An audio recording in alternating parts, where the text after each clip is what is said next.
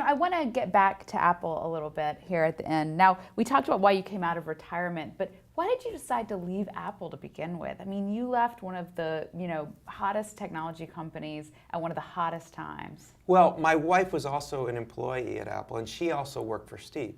So we were there for 8 years at the time. Mm-hmm.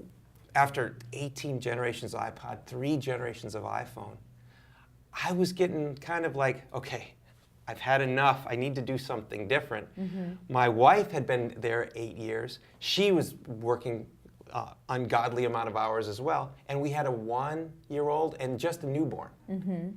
We were like, wait a second. We looked at each other and we said, this would be a great time to go. Apple's in a great state.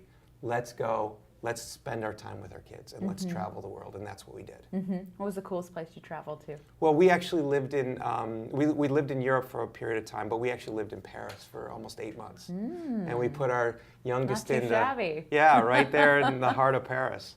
And actually, it was because we went to Paris that I got the inspiration to actually say, I want to do something else. I looked at, we would go into the museums every day with the kids, and we'd go and look at all this different art.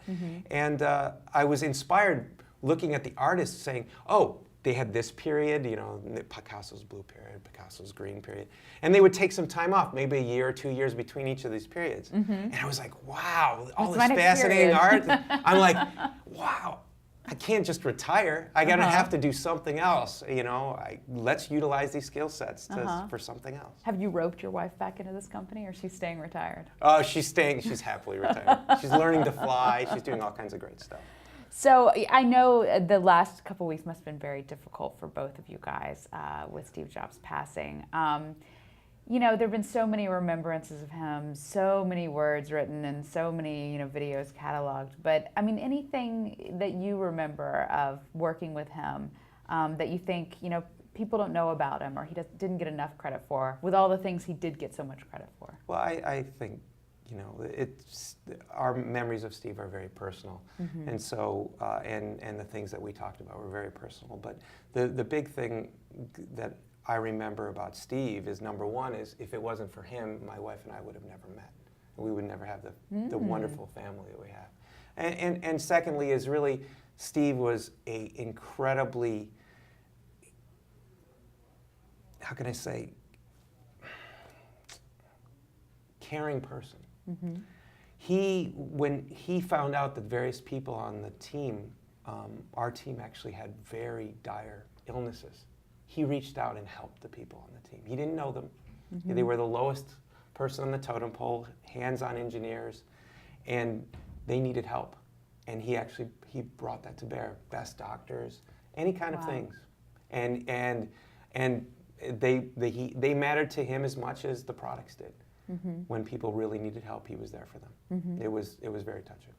How do you feel about the future of Apple? It must be a company you still care about. I think Apple's going to do amazingly well. You don't think we've passed through the golden age? I think if you look at the team that was around Steve and Steve left, they've had decades of experience with Steve. They've learned so much.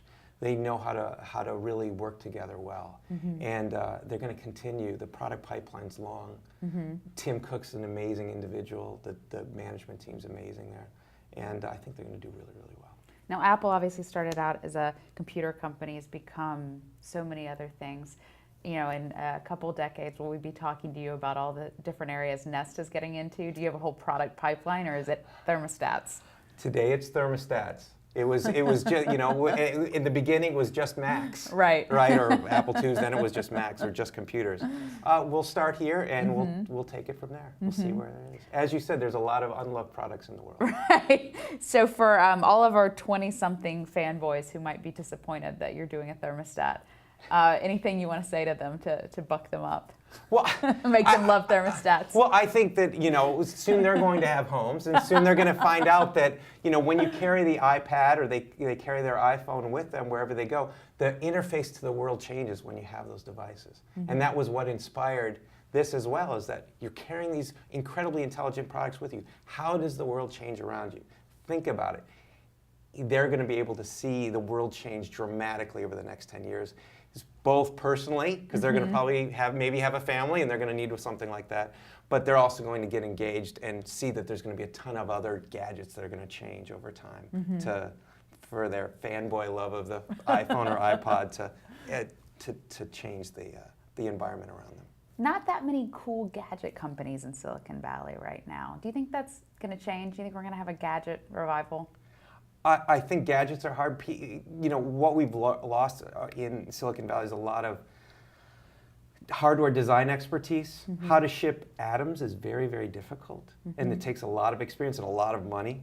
And so I hope through the legacy that Apple leaves, that we leave, that there's a new generation of engineers who learn how to create these types of hardware projects and are able to bring them to reality, because at the end of the day, everything around us is atoms, not electrons. You need atoms to deliver electrons.